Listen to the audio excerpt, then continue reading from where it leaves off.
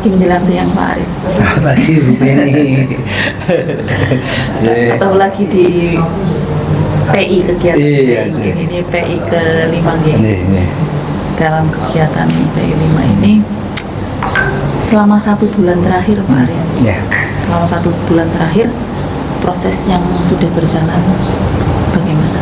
Alhamdulillah Bu, dalam proses 1 bulan terakhir ini terkait dengan JGP, alhamdulillah sudah banyak kemajuan Bu. Ya, Di mana kemarin juga wawancarai dengan kepala sekolah bagaimana membuat sebuah keputusan, bagaimana istilahnya membedakan antara bujukan moral dan dilema etika, dan alhamdulillah dapat pengalaman yang luar biasa. Itu seperti itu. Terus rencana tindak lanjut dari ini kan pendampingan kelima, ini dari yang keempat, ini kelima, tindak lanjutnya apa yang sudah dilaksanakan? Tindak lanjut dari PI yang keempat kelima itu, alhamdulillah kemarin ada pemetaan dalam arti aset. Kita memetakan aset, alhamdulillah.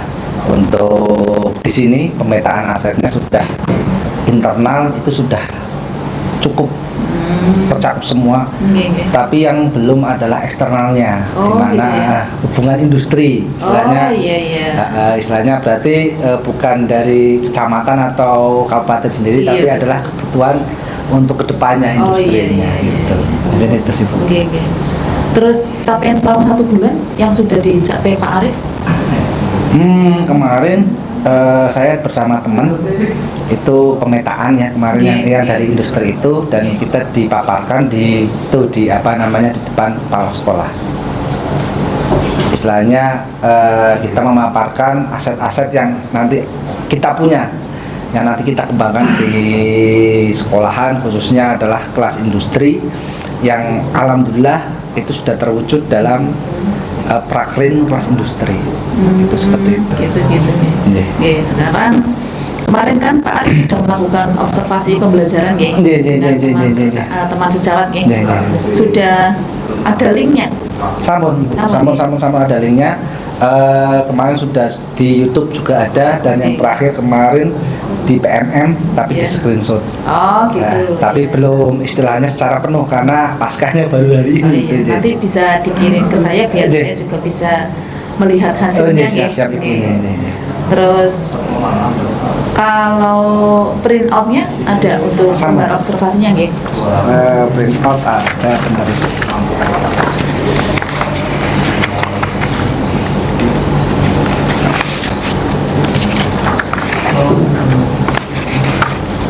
Ini print outnya, yang saya observasinya.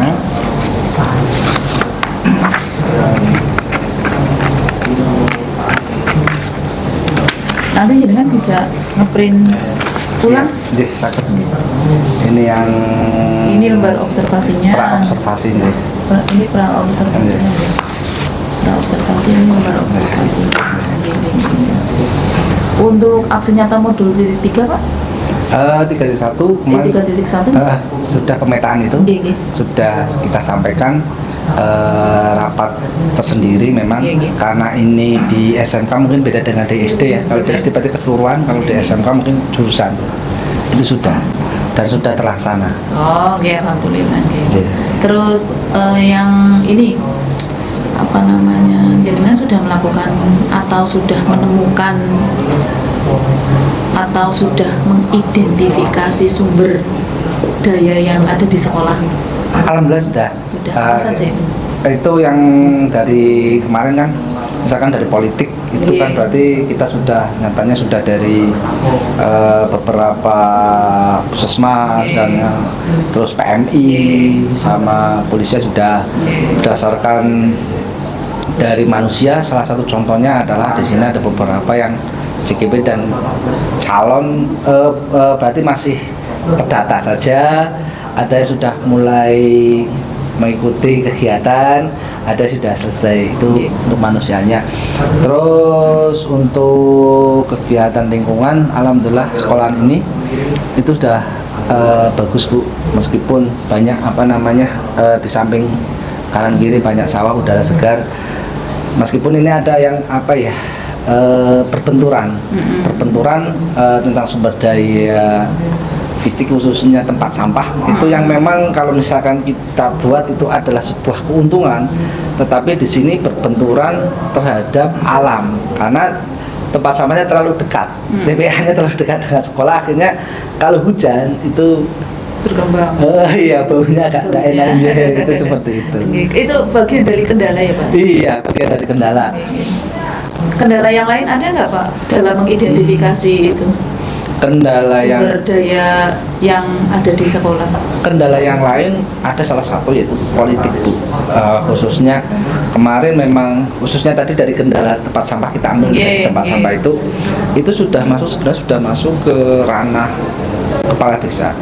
Sudah dibicarakan, tapi memang ada beberapa kelompok masyarakat itu yang memang enggan untuk memindahkan di situ. Berarti masih polemiknya adalah polemik antara warga dengan kepala desa. Nah itu yang membuat sampai sekarang itu tidak bisa ada solusi. Belum ada iya. Solusi. Sekarang dalam proses identifikasi Pak Arif di sekolah kan ada yang banyak yang berhasil kan. Iya. Ada nggak yang kendala-kendalanya seperti itu yang sedang dalam proses solusi kan? Ketika Pak Arif mengidentifikasi terus identifikasinya berhasil nih, rasanya gimana Pak? Ya rasanya sih alhamdulillah senang ya Bu. Istilahnya ternyata kita awalnya itu hanya melihat sebuah aset itu apa yang kita tidak miliki. Istilahnya tidak melihat atau pemetaan apa yang istilahnya kita sudah miliki, istilahnya pemetaan aset gitu. Ya alhamdulillah senang Bu.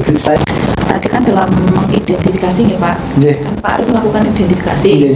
Dalam identifikasi tentu ada yang berhasil, ada juga kendala. Pak Arif mencari solusi, gitu kan. Kemudian apabila menemukan keberhasilan, perasaan Pak Arif seperti tadi yang diceritakan, bahagia dan sebagainya. Ada hal lain enggak selain rasa senang, kegagalan, kayak gitu? Ada hal lain ya?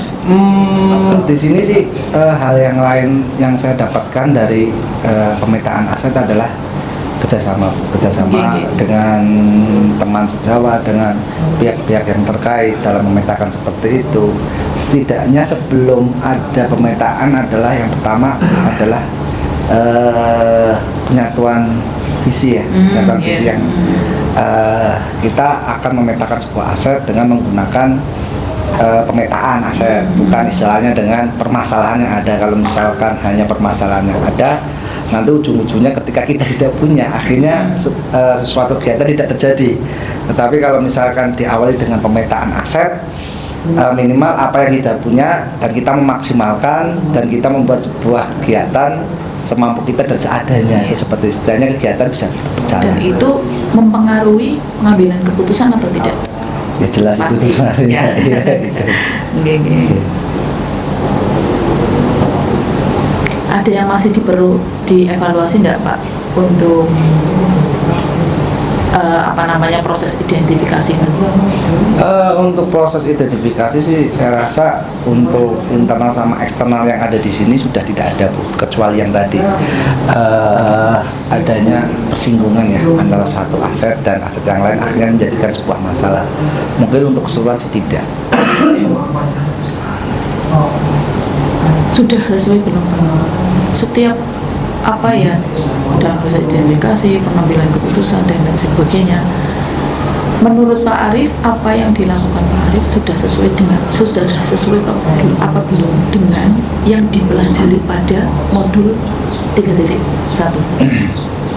Alhamdulillah untuk sekarang sudah sesuai Bu. Ya? Karena di sini sudah mulai, kemarin ketika saya ngobrol dengan pimpinan juga sudah mulai berada pemetaan aset dan banyak kegiatan di sini memaksimalkan dari siswa yang ada, istilahnya apa yang kita punya, istilahnya kita memperkecil untuk istilahnya mengambil dari luar, itu seperti itu. Istilahnya apa yang kita ada kita maksimalkan, kecuali kita memang tidak bisa, baru artinya kan sudah ada kompromi antara penyelenggara selaku CGP dengan stakeholder yang ada di sini. rencana pengembangannya apa? Dari identifikasi sumber daya yang tadi sudah diidentifikasi, rencana pengembangan yang sudah menjadi idenya Pak Ari gitu. Rencana pengembangan yang nanti akan saya lakukan adalah yang pertama, yang awalnya mungkin di sini ada komunitas guru ya, mungkin NGMB, tapi nanti ada sendiri komunitas khusus CGP, karena CGP di sini kan lebih dari, dan sekarang mungkin masih pendidikan ada 5 itu kan. Nanti itu yang akan saya buat sebuah komunitas bersama teman-teman, bagaimana cara menyikapi yang ada di sini. Semoga CGP yang ada bisa memberikan manfaat, istilahnya bisa merumuskan lah, minimal bisa merumuskan permasalahan-permasalahan yang ada di sekolah. Nah itu yang ditunggu-tunggu, ditunggu-tunggu dan bisa berdampak dari kegiatan yang sudah dilaksanakan.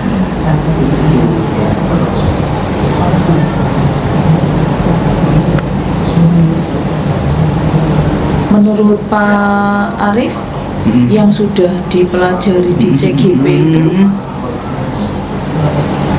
apa saja yang sudah dikuasai dan insya Allah akan dipraktekkan di dalam proses pembelajaran maupun dalam kehidupan berorganisasi di sekolah?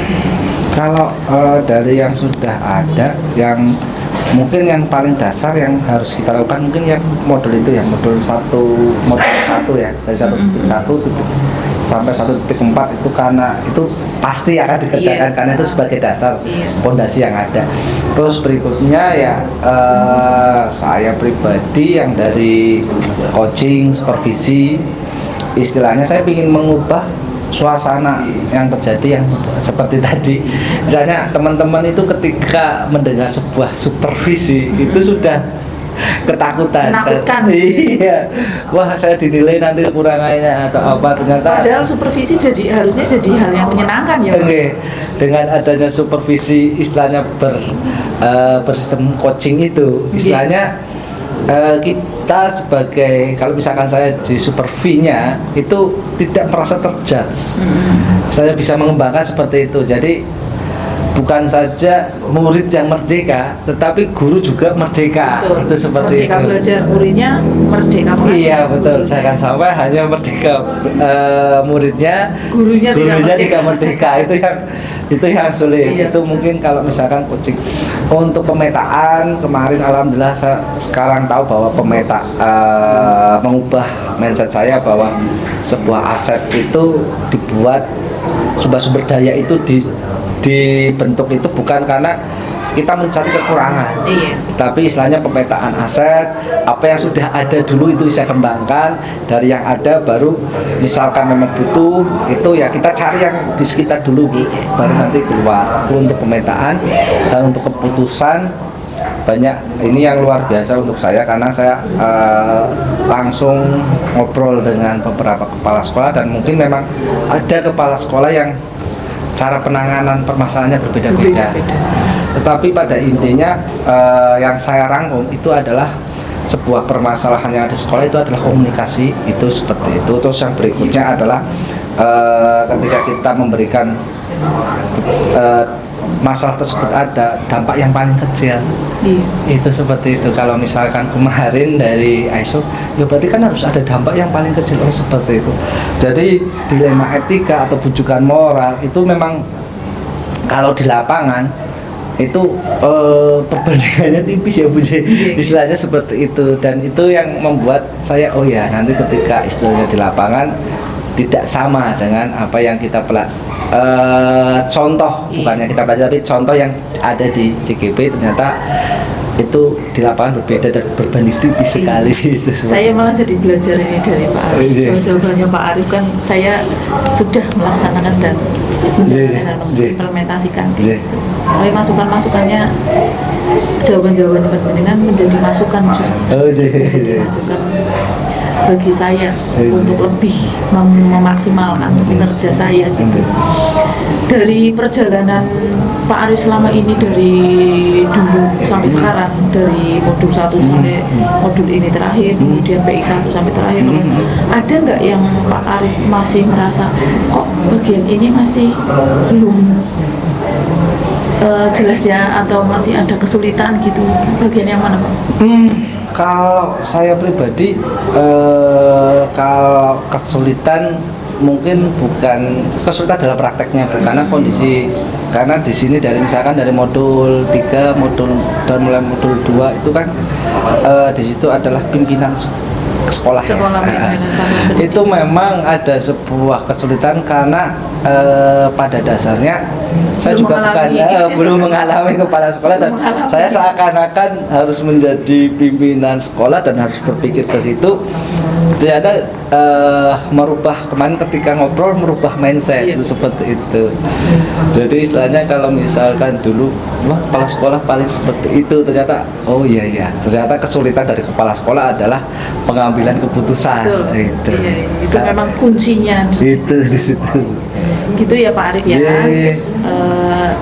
Mudah-mudahan obrolan kita bermanfaat. Amin, Kemudian Ibu. apa yang sudah direncanakan, kemudian diprogramkan untuk bisa direalisasikan oleh Pak Arif, sehingga nanti Pak Arif setelah digodok di dalam CGP nanti akan menjadi produk pemimpin sesuai dengan harapan yang ada di dalam pendidikan guru penggerak. Gitu ya Pak Arif ya. Saya rasa cukup untuk pertanyaan-pertanyaan kegiatan PI pada